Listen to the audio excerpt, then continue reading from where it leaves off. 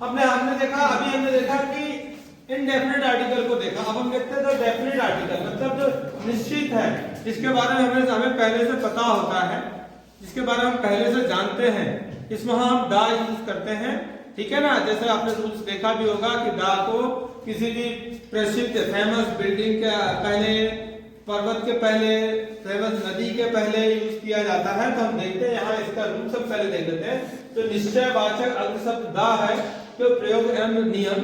तो यहाँ rule first में हम देखें, दा is use before the names of river. Names of river हो गया, सी समुद्र हो गए, वैली घाटियां, फेमस बिल्डिंग, ठीक है ना। तो यहाँ क्या दा का प्रयोग नदियों, समुद्रों, घाटियों, प्रसिद्ध इमारतों आदि के नामों के पहले किया जाता है। तो एग्जांपल में हम देखें, जैसे द गंगेस, गंगा, गंगा नदी है, गंगा नदी, तो उसके आगे हम क्या लगा देंगे, द। फेमस रिवर भी है और भारत की सबसे बड़ी नदी भी है, ठीक है। अब देखो द थैम्स, ये फॉरेन कंट्री, ये द थैम्स ये भी रिवर है, द नील रिवर। तो नदियों के नाम के पहले हम लगा लेते हैं, फेमस जो रिवर है उनके पहले दा लगा लेते हैं। सेकंड, समुद्र के पहले, समुद्र के नाम के पहले, जैसे द अटलांटिक ओशियन के पहले हम अटलांटिक के पहले दा लगा देते हैं। हमें पता है, क्योंकि नया हमारे लिए अननोन नहीं है, हमने पढ़ा सुना है, तो हमें पता है। यहाँ द आर्कटिक ओशियन, मतलब इसके पहले भी हम दा लगा देंगे और बहुत सारे एक्सेट्रा। ये तो एक तो एग्जांपल में बता रहा हूँ, बहुत सारा एक्सरसाइज में हमें बहुत कुछ मिलेगा। फिर नंबर 3 क्या है, द हिमालय, पर्वत श्रृंखला। जो हिमालय के आगे हम लगाते हैं, यूनिक भी है और फेमस भी है और बहुत लंबा है, हिमालय फैला हुआ है, तो द हिमालय। द आल्प्स, ये भी पर्वत है, द आल्प्स पर्वत, तो पर्वतों के पहले। अब हम देखें नंबर यहाँ पे फेमस बिल्डिंग, फेमस बिल्डिंग होगी उनके आगे भी हम लगाते हैं, क्योंकि हमें पता होता है फेमस और यूनिक भी होती है बहुत सारी।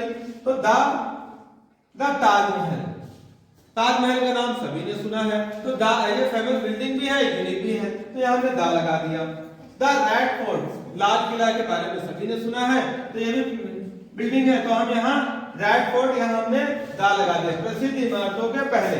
तो इसके आगे और अगले रूल्स में मैं आपको बताने जा रहा हूँ, दा के लिए बहुत सारा यूज, ठीक है। ये तो कुछ कॉमन हो गया जो शुरू से सुनते आ रहे हैं, जो हमने थोड़ा सा चलते चलते सुन लिया, लेकिन जो बहुत छोटे छोटे रूल्स हैं दा के लिए, उसको हम देखेंगे कुछ रूल्स यहाँ पे।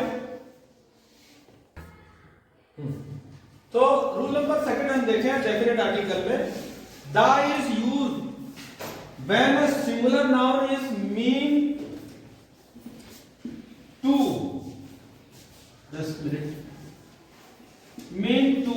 Represent a class of object. क्या कह रहा है, the is use when a singular noun is meant to represent a class of object। मतलब हिंदी में देखें क्या है, हमने हिंदी में भी मैंने लिख दिया हूँ डेफिनेशन, जिसको इंग्लिश से प्रॉब्लम है, नहीं समझ में आ रही तो उसको इजी किया हमने, हिंदी का भी डेफिनेशन में हिंदी में भी लिख दिया। तो दा का प्रयोग एक वचन संज्ञा के साथ संपूर्ण वर्ग के बारे में बताने के लिए किया जाता है। मतलब दा का जो प्रयोग किया जा रहा है, एक वचन संज्ञा कोई है, परंतु वो जो संज्ञा के बारे में बता रहा है, तो वो पूरे उस ग्रुप को रिप्रेजेंट कर रहा है। जैसे हम इसमें देखेंगे एग्जांपल से आपको क्लियर होगा कि ये जो है the dog is a faithful animal, मतलब जो डॉग है, हम देखेंगे कि पूरे जानवरों में, यहाँ एनिमल की बात हो रही है ना, एनिमल मतलब एनिमल्स जो वर्ल्ड में, दुनिया में जितने भी एनिमल हैं, उसमें जो डॉग होता है सबसे ज्यादा फैथफुल है, मतलब विश्वास पात्र है, मतलब इसीलिए दा लगा दिया। मतलब पूरे एनिमल में रिप्रेजेंट कर रहा है कि डॉग जो है वो सबसे विश्वास। आपने देखा सभी के घर हम अपने घरों की गार्ड करने के लिए, रक्षा करने के लिए शेर क्यों नहीं पालते हैं, डॉग क्यों पालते हैं, गाय काऊ पाल सकते थे, बफेलो की हमारे दरवाजे बैठ के, और कोई चोर आए तो उससे प्रोटेक्ट करे, तो कोई जानवर करता है कि नहीं करता है, केवल डॉग जो है वो डॉग बार्किंग करता है, वो पहचान, इसलिए यहाँ पे ये दिया है dog is a faithful animal.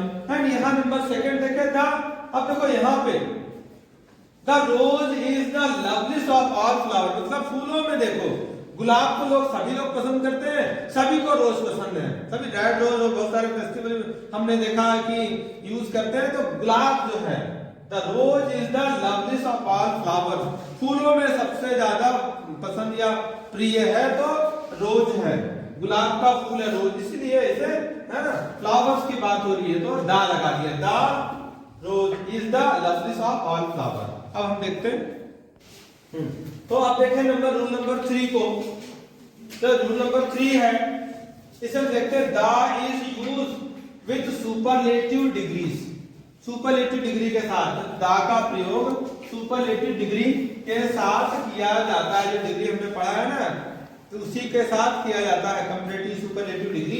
तो यहाँ जो सुपरलेटिव डिग्री होती है उसके साथ द लगा देते हैं। जैसे एग्जांपल हम देखें, Mohan is the, Mohan is the tallest, Mohan is the tallest boy in our class, Mohan है हमारी क्लास में सबसे ऊंचा लड़का है, कंपेयर कर दिया गया और सुपर बना दिया गया, सबसे बड़ा, मतलब उस क्लास में उससे बड़ा कोई लड़का नहीं, उससे छोटे हैं, उससे बड़ा बिल्कुल नहीं है, ठीक है।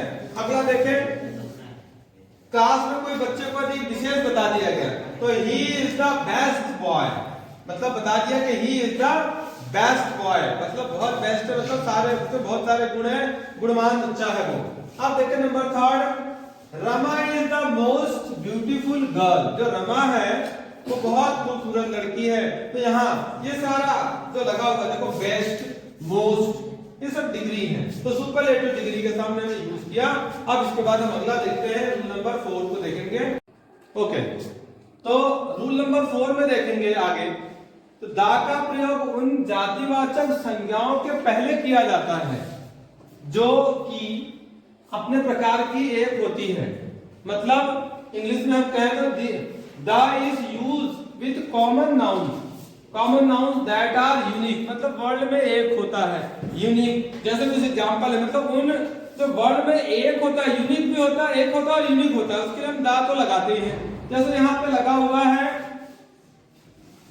इस एग्जांपल में, the earth moves round the sun, तो दोनों के लिए लगा है क्योंकि विश्व में वर्ड अर्थ तो एक ही है और सन भी एक ही है, एक है और यूनिक है, ठीक है ना। सेकेंडरी क्या है, द मून, ये moon, the moon is a satellite, अब यहाँ मून भी एक है क्योंकि हमने देखा दुनिया में यह वर्ड हमने देखा, हमारे यहाँ अर्थ पे यहाँ मून एक ही, चंद्रमा एक है, सूर्य सन एक है और अर्थ तो ऑलरेडी एक है ही है, तो इसके लिए हम दा लगाते हैं। एक बार फिर से देख ले, वंस अगेन, दा का प्रयोग उन जातिवाचक संज्ञाओं के पहले किया जाता है जो कि अपने प्रकार की एक होती है।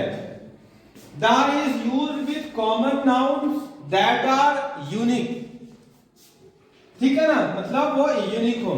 ओके, चलो अब हम देखते हैं रूल नंबर 5 क्या है, दा का प्रयोग व्यक्तिवाचक संज्ञा के साथ केवल तब किया जाता है जब कोई विशेषण उस संज्ञा की विशेषता बता रहा हो, ठीक है ना।